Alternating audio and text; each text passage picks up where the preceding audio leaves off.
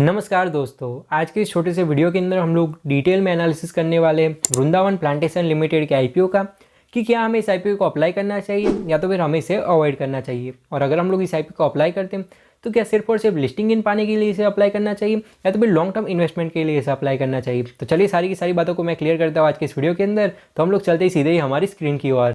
अगर मैं बात करूं कंपनी के बिजनेस की, तो कंपनी जो इनकॉर्पोरेट हुई थी 1997 के अंदर, Vrindavan plantation is engaged in the business of nursery. तो बेसिकली ये लोग यहाँ पर नर्सरी का बिजनेस करते हैं, मतलब कि जो छोटे छोटे पौधे होते हैं, जो छोटे छोटे प्लांट होते हैं, तो उसको यहाँ पर साल संभाल करने का काम करते हैं, साथ ही साथ उसको सेलिंग का बिजनेस ये लोग यहाँ पर करते हैं।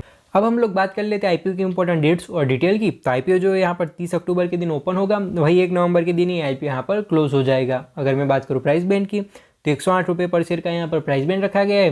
वही जो लॉट साइज है वो 1200 शेयर्स का यहाँ पर एक लॉट रहेगा। वहीं अगर मैं बात करूँ टोटल इशू की, तो 15 करोड़ का यहाँ पर टोटल इशू है और जितना का जितना इशू है वो सारा का सारा यहाँ पर फ्रेश इशू है। तो ये भी एक अच्छी चीज़ हमें देखने को मिल रही है। अगर मैं बात करूँ कैटेगरी वाइज लॉट साइज की और इन्वेस्टमेंट अमाउंट की, तो जिस तरीके से सारे एसएमई आईपीओ के अंदर रहता है, इसके अंदर भी कुछ ऐसा ही है। रिटेल कैटेगरी के अंदर आप लोग मिनिमम और मैक्सिमम एक लॉट के लिए ही अप्लाई कर सकते हो, जिसके अंदर आपको 1200 शेयर्स मिलेंगे और जो आपकी इन्वेस्टमेंट है वो यहाँ पर करीब करीब 1,30,000 रुपीज़ की हो जाएगी। वहीं आप एचएनआई कैटेगरी के अंदर मिनिमम आपको 2 लॉट के लिए अप्लाई करना पड़ेगा, जहाँ पर आपको 2400 शेयर्स मिलेंगे और जो आपकी इन्वेस्टमेंट है वो यहाँ पर 2,60,000 रुपीज़ के करीब करीब हो जाएगी। तो दोस्तों अब हम लोग कर लेते हैं कंपनी के फाइनेंशियल्स की स्टडी। कंपनी के फाइनेंशियल्स की स्टडी करने के लिए हमारे पास में कुछ ज़्यादा डेटा है नहीं, बिकॉज इन लोगों ने पिछले 1 साल का ही डेटा हमें दिया है। तो अगर मैं बात करूँ एसेट्स की, तो एज ऑफ नाउ कंपनी के पास में 23 करोड़ के एसेट्स है। वही जो कंपनी की रेवेन्यू है वो 1 करोड़ और 80 लाख की है। वही जो कंपनी का प्रॉफिट है वो 17 लाख का है। वही जो कंपनी का नेटवर्थ है वो 4 करोड़ और 13 लाख का है। वही जो कंपनी का रिजर्व्स एंड सरप्लस है वो 22 लाख का है। वही जो कंपनी की यहाँ पर बोरोइंग या तो फिर डेट है वो 17 लाख का है।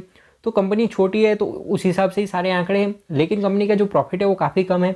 तो चलिए दोस्तों अब हम लोग बात कर लेते हैं कंपनी की परफॉर्मेंस इंडिकेटर की या तो फिर की मैट्रिक्स की। तो इस आईपीओ के अंदर जो कंपनी का पी रेशियो है वो 34 का है। वही जो कंपनी की मार्केट कैप है वो 57 करोड़ की है। वही जो कंपनी का रिटर्न ऑन इक्विटी है वो 8.35% का है। वही जो कंपनी का रिटर्न ऑन कैपिटल एम्प्लॉयड है वो 6.71% का है।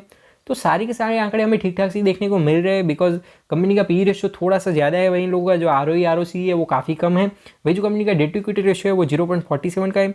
तो ये रेशियो हमें थोड़ा सा अच्छा देखने को मिल रहा है कि भाई कंपनी के ऊपर डेट का कोई बर्डन नहीं है, तो ये थोड़ा सा टेंशन नहीं है कंपनी के ऊपर। ये एक अच्छी चीज़ हमें देखने को मिल रही है। अगर मैं बात करूँ अर्निंग पर शेयर की, तो 50 पैसे की इन लोगों की अर्निंग पर शेयर है। वहीं इन लोगों की जो रिटर्न ऑन नेटवर्थ है वो 4% की है। तो ओवरऑल कंपनी ठीक ठाक सी है। कंपनी के फाइनेंशियल फंडामेंटल भी हमें ठीक ठाक से देखने को मिल रहे हैं। तो हम लोगों ने यहाँ पर डिटेल में एनालिसिस करा वृंदावन प्लांटेशन लिमिटेड के आईपीओ का। अगर मैं बात करूँ मेरे पर्सनल ओपिनियन की, पर्सनली मुझे कंपनी ठीक ठाक सी लगी। कंपनी के फाइनेंशियल फंडामेंटल के अंदर कुछ इतना दम नहीं है, प्लस मुझे ऐसा नहीं लग रहा है कि कंपनी आने वाले सालों के अंदर कुछ हैवी प्रॉफिट ग्रोथ दिखाएगी। तो ओवरऑल आईपीओ ठीक ठाक सा है। बस इसके अंदर एक अच्छी चीज़ यहाँ पर यही है कि कंपनी के ऊपर कोई भी ज़्यादा डेट या बोरोइंग नहीं है, तो बस यही एक पॉजिटिव चीज़ है। अदरवाइज कंपनी जो ठीक ठाक से देखने को मिल रही है। अगर ये लोग जो आईपीओ के जरिए जितना भी पैसा रेज करें, अगर उससे ये लोग अपने बिजनेस को थोड़ा बहुत और एक्सपेंड करते और अगर अच्छे अच्छे प्रॉफिट्स लेकर आते, तो लॉन्ग टर्म के अंदर आपको काफ़ी ज़्यादा अच्छे बेनिफिट देखने को मिल सकते हैं। तो अगर बात कीजिए कि इसे लॉन्ग टर्म के लिए अप्लाई करना चाहिए तो फिर लिस्टिंग गेन के लिए अप्लाई करना चाहिए, तो हो सके तब तक लिस्टिंग गेन के लिए ही अप्लाई कीजिए। लॉन्ग टर्म के लिए तो मुझे कुछ ऐसा खास नहीं लग रहा है। बाकी आपका जो ओपिनियन है वो आप उस हिसाब से कीजिए। और अगर बात कीजिए लिस्टिंग गेन की, तो आपको आखिरी दिन के जीएमपी और सब्सिडेंट ट्रेडर्स का वेट करना चाहिए। अगर 30% से ज़्यादा की लिस्टिंग गेन की एक्सपेक्टेशन बन रही है, मतलब कि 30% से ज़्यादा रिटर्न की एक्सपेक्टेशन बन रही है, तो ही लिस्टिंग गेन के लिए अप्लाई कीजिए। अदरवाइज रिस्क लेने का यहाँ पर कोई भी मतलब नहीं बनता। और हाँ, मैं एक बात क्लियर करना चाहता हूँ कि ये वीडियो मैं सिर्फ और सिर्फ एजुकेशनल पर्पज़ के लिए बना रहा हूँ। तो आप लोग भी उसी तरीके से कंसीडर कीजिए। और आप जब भी शेयर बाजार के अंदर निवेश करें तो अपने सेबी रजिस्टर्ड इन्वेस्टमेंट एडवाइजर और रिसर्च चैनल्स की सलाह जरूर से लें। तो बस यही कुछ बातें थी जो मुझे इस वीडियो के अंदर रखनी थी। आई होप कि आपको वीडियो अच्छा लगा होगा। अगर वीडियो अच्छा लगे तो प्लीज़ लाइक करें, कमेंट करें, शेयर करें और अगर चैनल बने तो सब्सक्राइब कीजिए। मैं मिलता हूं आपको ऐसे वीडियो के साथ। तब तक के लिए बाय बाय, जय हिंद, वंदे मातरम।